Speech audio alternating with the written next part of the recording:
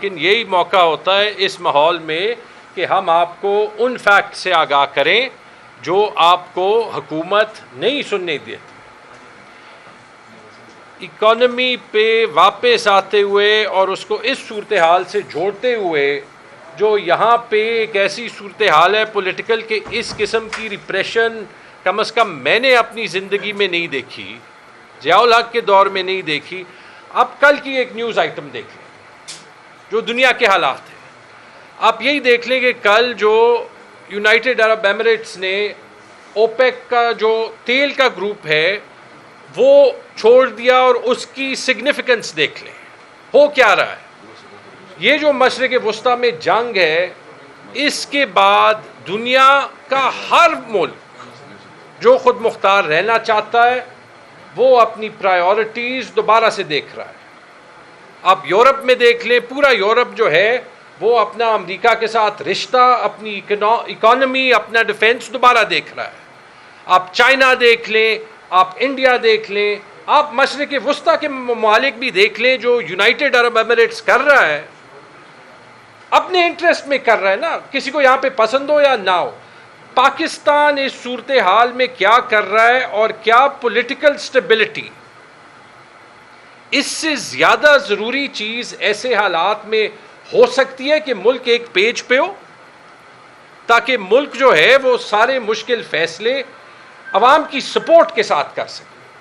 تو پہلی بات یہ تھی۔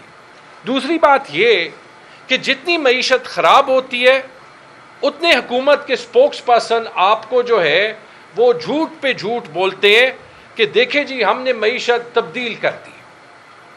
میں اس کی مثال کل فائنانس منسٹر اورنگزیب صاحب کی تقریر کا جواب دیتے ہوئے ہی دوں گا، جو انہوں نے کل EU میں وہاں پہ کوئی بزنس لیڈرز کو تقریر دی تھی، میڈیا میں بڑی وائڈلی رپورٹ ہوئی تھی۔ 4 پوائنٹ انہوں نے کہے تھے۔ پہلا پوائنٹ یہ کہ جی پاکستان نے بڑا کارنامہ کر دیا ہے کہ ہم دوبارہ کیپٹل مارکیٹس میں انٹر ہو گئے ہیں اور کیپٹل مارکیٹ سے پیسہ لے لیا۔ کہ میں نے کیپٹل مارکیٹس کا لفظ کیوں استعمال کیا؟ یہ اس لیے استعمال کیا کہ یہ ان کا طریقہ ہے یہ کہنے کا کہ ہم مزید قرضے لے رہے ہیں۔ یہ کوئی کامیابی ہے؟ زبیر صاحب نے آپ کو کہہ دیا یہ 4 سال میں پاکستان پہ ٹوٹل قرضہ تقریباً ڈبل ہوا ہے۔ جو پچھلے 75 سال میں، جس میں ماں سوا 3 سال کے اسی نظام کی حکومت رہی ہے، ون وے اور دی ادر، 40 ارب پہلے انہوں نے ڈالے، اب تقریباً 40 ارب دوبارہ ڈالے۔ تو یہ وہ پہلی کامیابی ہے جو فائنانس منسٹر نے کل بتائی۔ دوسری بات انہوں نے کہی کہ پاکستان بڑا بزنس فرینڈلی ہے، اپنی انویسٹمنٹ لائیں۔ یہ بھی جو ہے ہم آپ کو کہہ چکے ہیں، بار بار کہہ چکے ہیں کہ فی الحال پاکستان میں انویسٹمنٹ 13% اور فورن انویسٹمنٹ تاریخ کے کم ترین سطح پہ ہے، اور فورن انویسٹمنٹ جو ہے وہ پچھلے سال کے مقابلے میں بھی 30% کم ہے۔ لیکن جب وہاں پہ اورنگزیب صاحب یہ کہہ رہے تھے کہ انویسٹمنٹ یہاں پہ لائے، تو کیا انہوں نے یہ کہا کہ پچھلے 2-3 ہفتوں میں US ایمبیسی نے پیپسی کے لیے، UK ایمبیسی نے ہیلمور پاور کے لیے، اور اسی EU نے جہاں پہ وہ تقریر دے رہے تھے اور یہ سارے فیکٹس بتا رہے تھے، انہوں نے ماسک کمپنی ہے ان کے لیے اورنگزیب صاحب کی حکومت کو ہی خط لکھے کہ بھائی یا ہماری انویسٹمنٹ جو یہاں پہ ہے یا جو ہم لانا چاہتے ہیں وہ خطرے میں ہے، کیونکہ آپ کی حکومت جو ہے وہ کچھ تعاون نہیں کر رہی۔ بلکہ جس EU کو وہ تقریر دے رہے تھے ان کے یہاں پہ کمرشل ریپریزنٹیٹیو کے لفظ میں نے آپ کو پہلے بھی کہے تھے، یہی انویسٹمنٹ کے لحاظ سے کہ we can bring a horse to water but the horse has to drink, کہ ہم انویسٹمنٹ کے لحاظ سے گھوڑے کو تالاب تک لا سکتے ہیں لیکن پھر گھوڑے نے پینا ہے، اور لگتا ہے کہ پاکستان کی حکومت نہیں چاہتا کہ گھوڑا جو ہے وہ پانی پیے۔ تیسری بات انہوں نے ریفارم کی بات کی۔ یار کیا ریفارم؟ مجھے بتائیں کہ کون سا ریفارم ہوا ہے؟ چلیں وہی انہی کو بات کر رہے تھے۔ IMF اور ورلڈ بینک کی رپورٹس خود ہی کھول دیں جو کہہ رہے ہیں کہ پاکستان کی معیشت میں کوئی ریفارم نہیں ہوا، پاکستان کی یہ معیشت جو ہے وہ ختم شد ہے، اس میں اور کوئی پوٹینشل نہیں ہے۔ جب آپ پیٹرول کی قیمت بھی آئی ایم ایف کی اجازت کے بغیر نہیں سیٹ کر سکتے تو آپ نے کیا ریفارم کیا ہے؟ ٹھیک ہے جی. پھر انہوں نے بات کی کہ جی ایس پی پلس پہ، جی ایس پی پلس بڑا ضروری ہے، پاکستان کے لیے بڑا ضروری ہے، ہم بھی مانتے ہیں بڑا ضروری ہے، اور کہ اس کو کچھ نہیں ہونا چاہیے.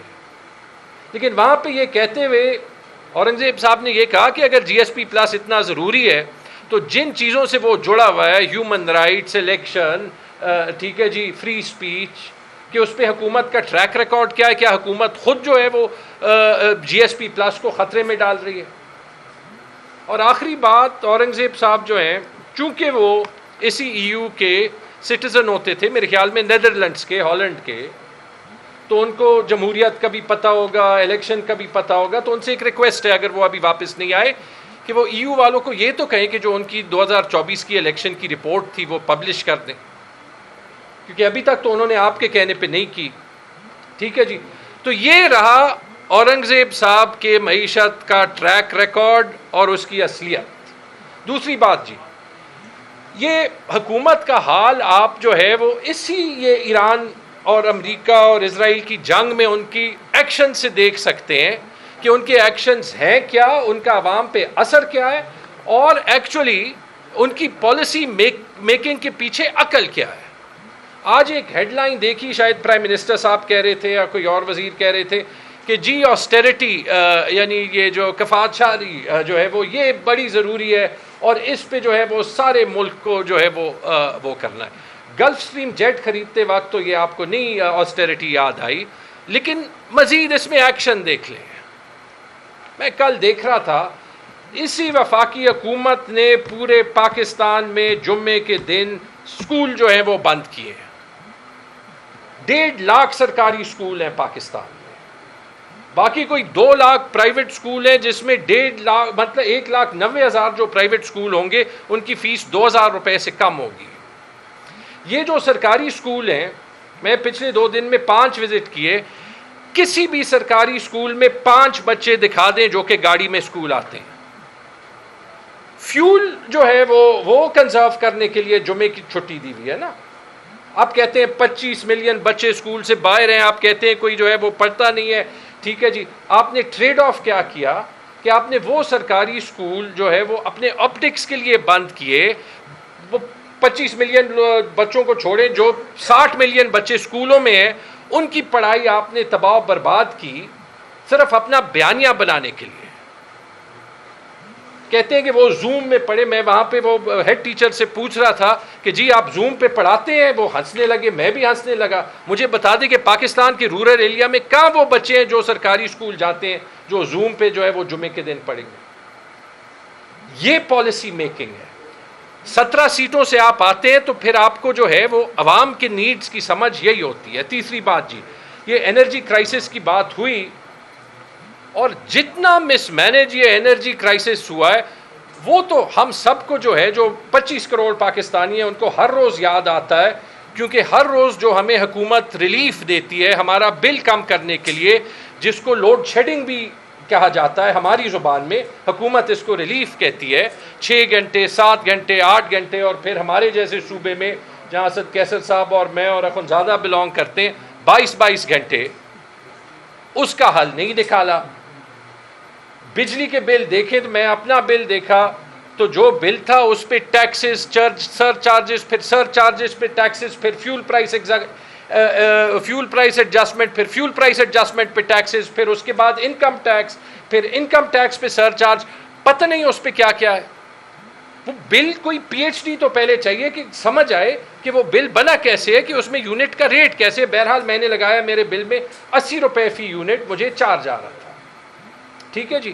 حال یہ ہے کہ بجلی کے نظام کا فی الحال یہ حال آپ نے 4 سال میں نکالا ہے کہ یہ پچھلے چند مہینوں میں گردشی قرضے کوئی 300 ارب روپے دوبارہ زیادہ ہو گئے. یہ کارنامہ ہے. پینک میں لوڈ شیڈنگ کم کرنے کے لیے آپ نے تربیلا ڈیم سے جو پانی چھوڑا، 2 دن پہلے آپ کہہ رہے تھے کہ پانی اس لیے نہیں چھوڑ سکتے کہ زراعت کو ضرورت ہے. آپ نے کوئی 30,000 کیوسیک پانی چھوڑا. اب یہ بتا دیں کہ ایک دم جو ہے وہ پاکستان کے سارے کسانوں کو پانی کی ضرورت پڑ گئی, یا یہ سارا جو ہے وہ اب عریبین سی میں بہہ جائے گا, اور جب کسانوں کو ضرورت ہوگی تو پانی نہیں ہوگا, اور جب گرمی زیادہ ہوگی تو لوڈ شیڈنگ بھی زیادہ ہوگی. علی پرویز ملک صاحب جو وزیر پیٹرولیم ہیں, انہوں نے خود ٹی وی پہ آ کے کہا کہ جو LNG ہے اس کے معاہدے جب ہوئے تھے غلط ہوئے تھے, اس میں میلیفائڈ ہے یعنی بدنیتی ہے, اس کی تحقیق ہونی چاہیے. جب وہ ہم نے ریز کیا تو انہوں نے, میں ابھی ان کی ٹویٹ پڑھ رہا تھا, انہوں نے مجھے نام سے پکار کے کہا کہ عاجزانہ ریکویسٹ ہے کہ تحقیق کر کے جو ہے وہ بات بتائیں. میں بھی جی عاجزانہ ریکویسٹ پیٹرولیم منسٹر سے کرتا ہوں کہ سر تحقیق تو آپ نے کی تھی, ہمیں تو آپ کی قابلیت پہ شک نہیں تھا, آپ نے کہا تھا کہ اس کی تحقیق ہونی چاہیے, اس میں بدنیتی ہے, یہ LNG کے معاہدے میں جو ہے وہ کیپیسٹی پیمنٹ ہیں کیونکہ فورس میجر کے بعد بھی جو ہے وہ ہمیں وہ دینے پڑتے ہیں. آپ نے ہی کہا تھا کہ 4.2 ارب روپے پاکستان کے عوام نے دیے ہیں اور کہ جو ذمہ دار ہے اس پہ انکوائری ہونی چاہیے. تو یہ تو نہیں ہو سکتا نا کہ مفتاح اسماعیل صاحب آپ کی تنقید کر رہے ہیں تو آپ کا اشارہ صرف ان کی طرف تھا. ہم نے صرف یہ کہا تھا کہ جو وزیر اعظم ہوں گے ان کی بھی تحقیق ہونی پڑے گی, یعنی نواز شریف صاحب کی بھی تحقیق ہونی پڑے گی. اس پہ آپ اتنے ناراض تو نہیں ہو سکتے. آپ اسی پہ جو ہے وہ آگے جاتے جائیں.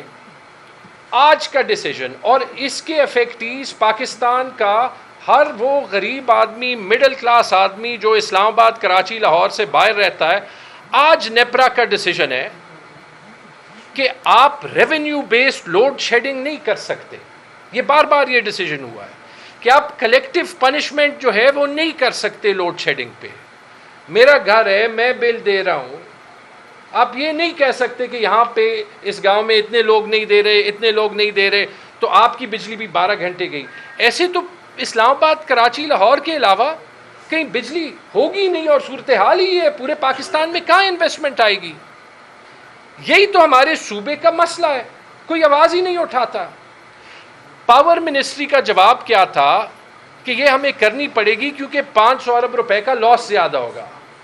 آپ نے 4 سال میں جو آپ کا کام تھا کرنے کا کہ آپ یہ لاسز کم کریں, اس کا کوئی پلان بنائیں, صوبائی حکومتوں کے ساتھ کوئی پلان بنائیں, لاسز کم کریں, صوبائی حکومتوں سے ہیلپ مانگے. اس کی جگہ آپ کو یہ آسان حل مل گیا, فیڈر آف کریں, 12 گھنٹے لوڈ شیڈنگ کریں. بجلی ایک بنیادی حق ہے. میں نے آپ کو ایجوکیشن کے لحاظ سے بتا دیا, اسی 2-3 مہینوں کی پالیسی میکنگ. میں نے آپ کو بجلی اور گیس کے لحاظ سے بتا دیا. آگے بھی جاتے ہیں, سروس ڈیلیوری کا بیڑا غرق کیسے ہو رہا ہے. یہ ابھی جو فیڈرل ہیلتھ منسٹر ہیں انہوں نے یہ تو مانا کہ یہ پچھلے سال میں ریکارڈڈ, پتہ نہیں ان ریکارڈڈ کتنے ہیں, 84,000 HIV کے کیسز ہیں. 84,000. انہوں نے خاص یہ کہا کہ تونسا میں جنوری 2026 کے بعد کیس نہیں آیا.